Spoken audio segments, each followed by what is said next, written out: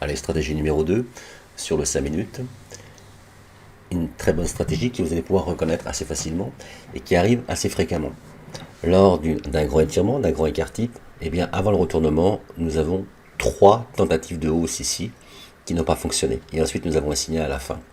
Et cela, eh bien, vous devez, ce genre de configuration, vous devez vraiment les voir et ensuite prendre le signal pour pouvoir prendre eh bien, la baisse qui va être quand même assez grande. Là, sur l'euro-dollar, on voit que le marché est bien monté ici.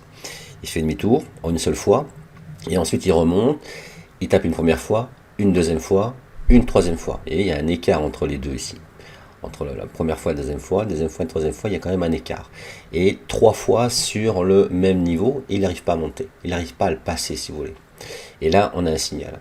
Et là, vous devez prendre ce signal pour partir à la baisse. Regardez sur GBP, USD.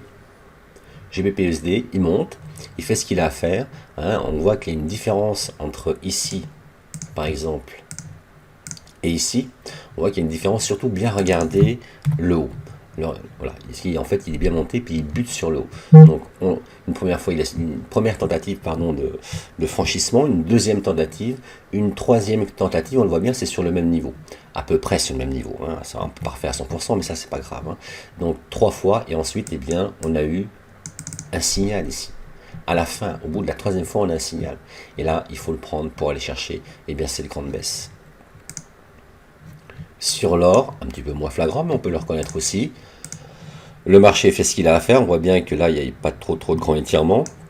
Il monte tranquillement comme d'habitude. Et là, ça y est, il commence à nous faire eh bien, cette configuration. Il essaie de franchir une première fois, une deuxième fois, même une troisième fois. Une, deux, trois, quatrième fois. Et on a un double signal. Là, vous avez un double signal baissier. Regardez un petit peu toute cette baisse à profiter comme ici. Eh bien, ce genre de retournement, vous devez eh bien, savoir le reconnaître et prendre position, avoir confiance. Et vraiment à la fin, quand vous avez votre signal à la fin, eh bien, vous prenez votre position. Si vous avez un signal au début ou au milieu, vous ne prenez pas. Il faut vraiment qu'il y ait au moins 3 minimum tentative de franchissement sur cette stratégie numéro 2.